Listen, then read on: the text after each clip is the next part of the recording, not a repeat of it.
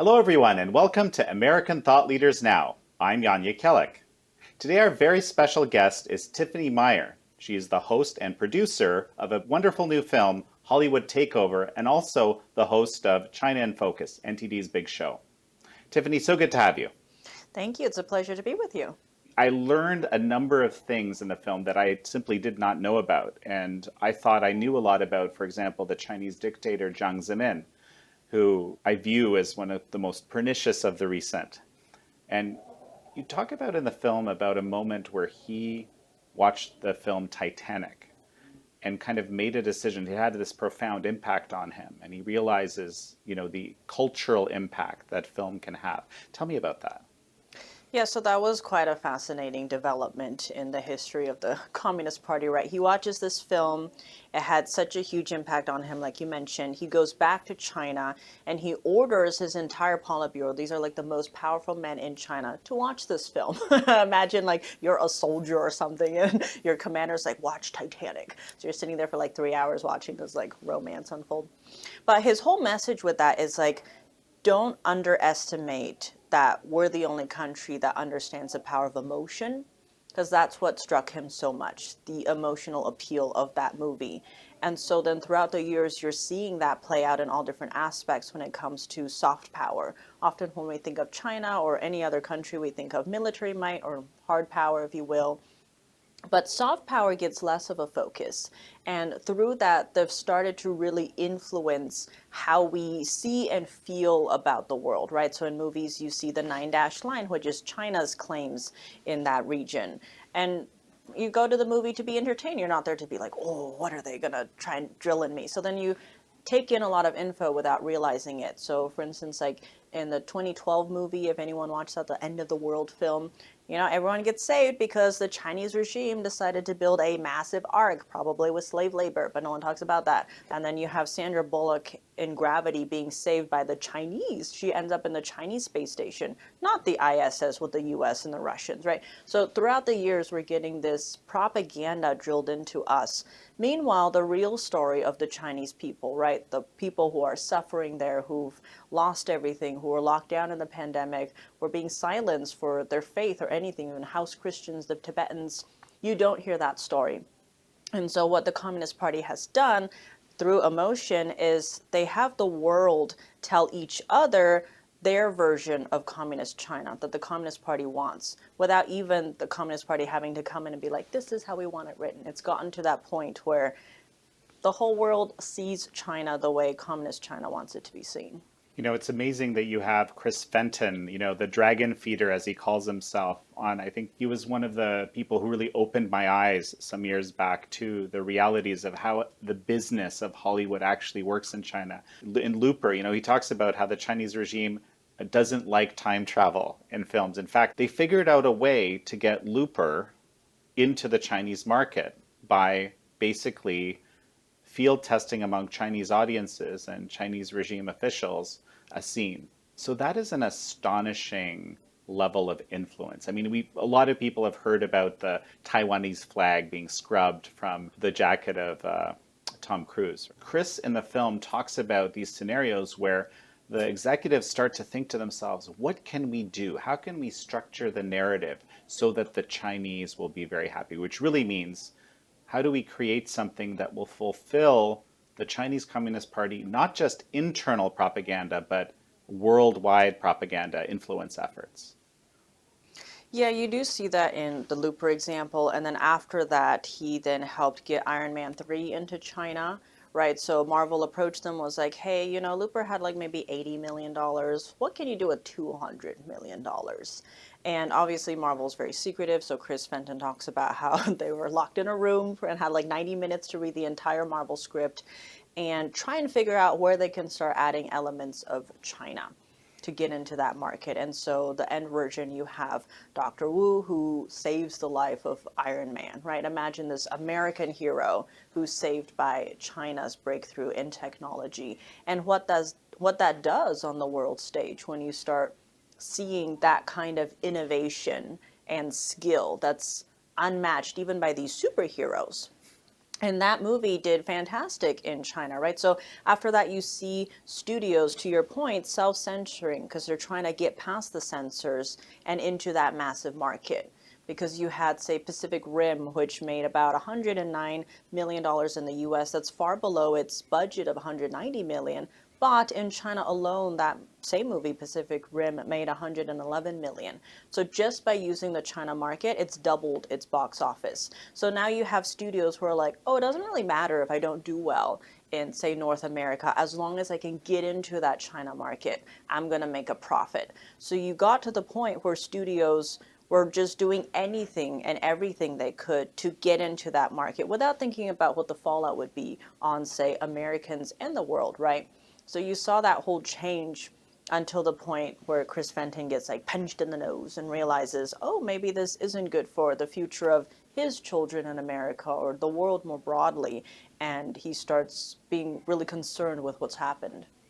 Yeah, and I'm actually touched by this. I didn't actually understand fully why he called himself the dragon feeder until the film, and because he sees himself with that label, like he was feeding the dragon, and now his task is to try to expose that activity. This whole Dr. Wu, did you say, example in Iron Man 3? You know, the irony perhaps is that, you know, China's technical growth was achieved through theft and forced technology transfer to the 99.9%, which continues, you know, and there's, you know, Google research labs continue to function in China in a situation where, of course, all of that needs to be available to the Chinese regime for you know, cooperation purposes, which is terribly ironic that the message that's being sent is one of this incredible Chinese Communist Party innovation or success story.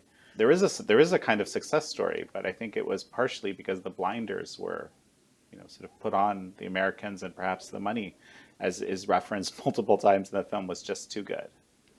You do see that throughout not just Hollywood, right, but any industry really. But I just felt like Hollywood was such a great example that many people could understand and notice. If we talk about, say, politics, maybe a lot of people would tune out in the first 2 seconds, right? And so you do see that in all sorts of aspects where whether it's just the money aspect or us teaching them the skills. Because now you have China making their own movies that are at the same level as what Hollywood can produce. China studios are like, we don't need your know-how, we don't need your money, we can produce our own films that our viewers like better than whatever you can bring in. We don't need you anymore. And it's gone to the point where you had like Shang-Chi and the Legend of the Ten Rings or Eternals, these Marvel films you would think would be custom made for a Chinese audience, right? Chinese-led cast, crew, everything. But they didn't end up in China. And Simu Liu, who's the lead actor in Shang-Chi, in like 2017, he said something slightly negative about the Communist Party, about his parents, like his parents' experience. And because of that, the film didn't end up there. Mm-hmm. Eternals, the director Chloe Zhao, back in the day, she said something slightly negative. And that movie didn't end up. So now you're seeing studios look at that and they're like, wait, is it worth it anymore? Can we even get into that? And then as you mentioned Top Gun earlier, right? You saw where the jacket patches were changed in the trailer. And at the time, Tencent, this Chinese tech giant, was funding the film. Mm-hmm. But because of this international outrage and backlash, Tencent pulled out of backing it. And then we had the pandemic, so a lot of movies were delayed, and there were changes that could be made because it's a lot more time. So by the time Top Gun came out, the patches were back. And it became, you know, the normal patriotic U.S. film that did super well, past $1 billion without the China market. This is the first Tom Cruise movie to pass $1 billion. Mm-hmm. So now you're seeing hints of that where it's like, okay, the Chinese audience kind of prefers their own propaganda films. They don't really need the Western-made films that are finding it harder and harder to get into that market. Mm-hmm. And Hollywood is like, oh, maybe I can go back to telling my stories the way I want it to without bending backwards to self-censor. That would be hopeful, I suppose, right? But I can't help but think that this is also sort of in a context when there's a lot of films being made that aren't very pro-American at all. You know, Roger Simon in the film, of course, our editor at large at Epoch, you know, he's in there. He's a member of the Academy. He's written an Oscar-nominated screenplay, or maybe even two. But he basically talks about how film was kind of taught the world what America was.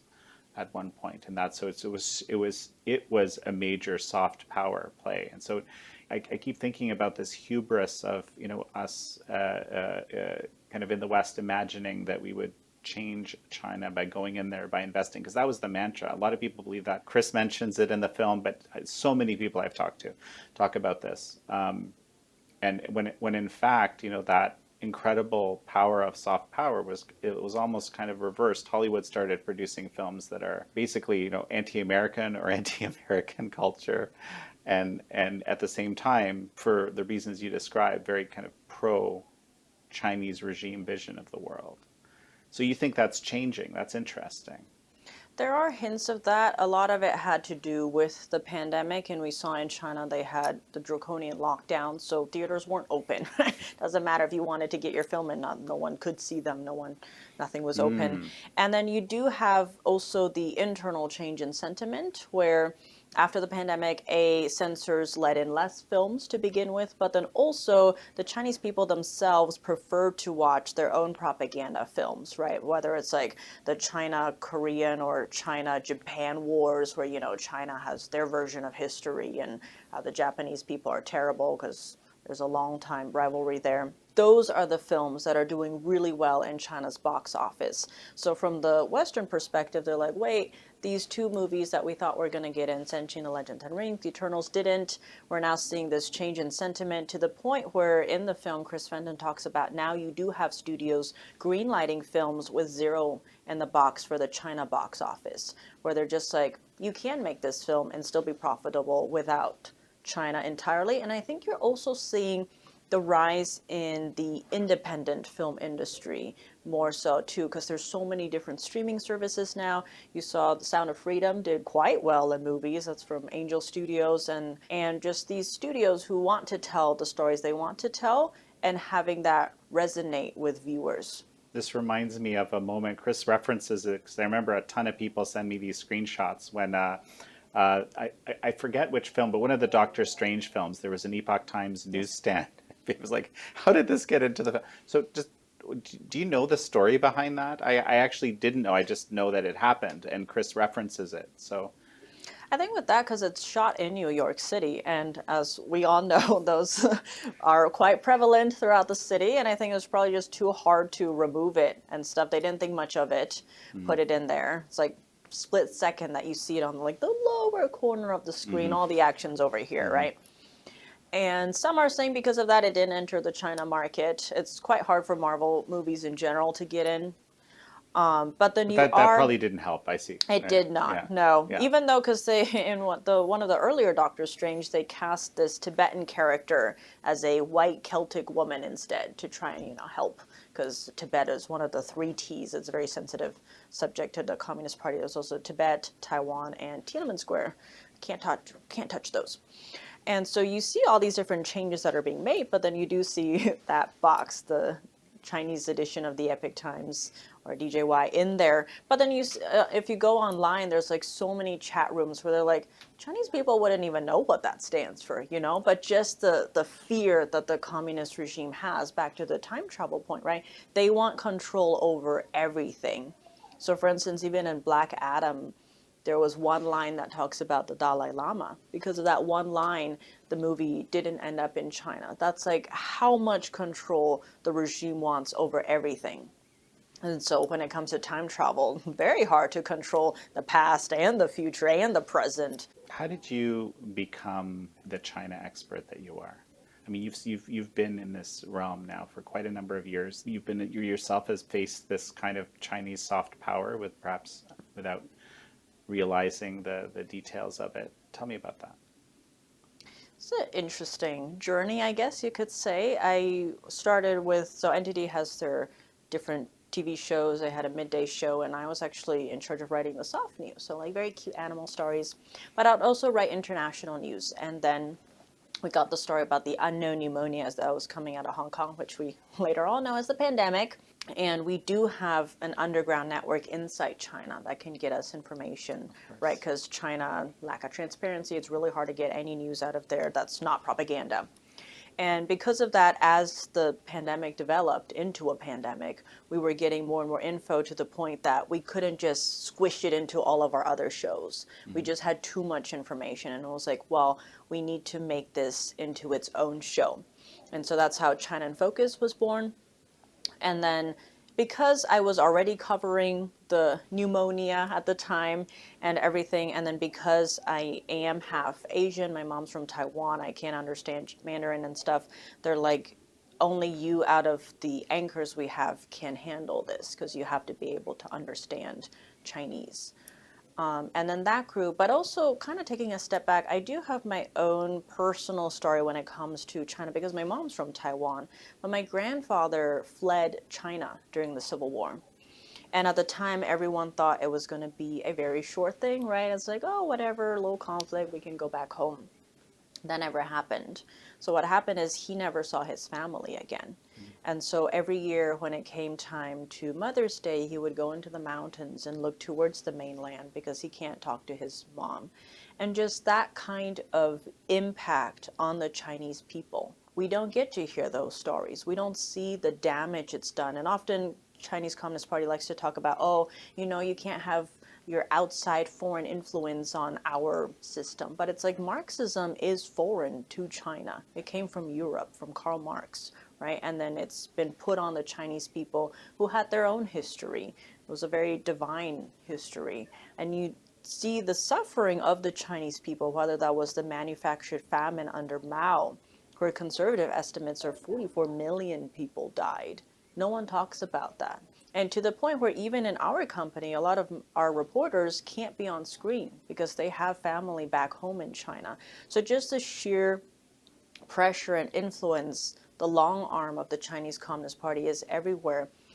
And it's even gotten into our systems, our education systems, what you learn in school, what you see everywhere, to the point that we don't realize we're being influenced by something like that. You know, as we finish up, I want to mention, you know, you have the filmmaker Jason Jones in the film, who also runs the Vulnerable Peoples Project, and he talks about a number of things in there. One of the things he talks about, he really wants to be able to tell the stories of the various minorities, which are, you know, many hundreds of millions of people that are actually, you know, either targeted genocidally by the regime or at some extreme level.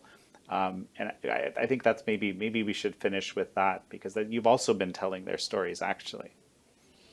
Yeah, Jason Jones is an interesting case because he really thinks the future where all the stories are coming from is from a free China, when the Communist Party isn't in control and it has the freedom to tell its own stories, because one of his main points is the one-child policy really impacted everyone. Didn't matter if you were the party secretary's wife, you know, you also had to set an example. You would have to abort your kids.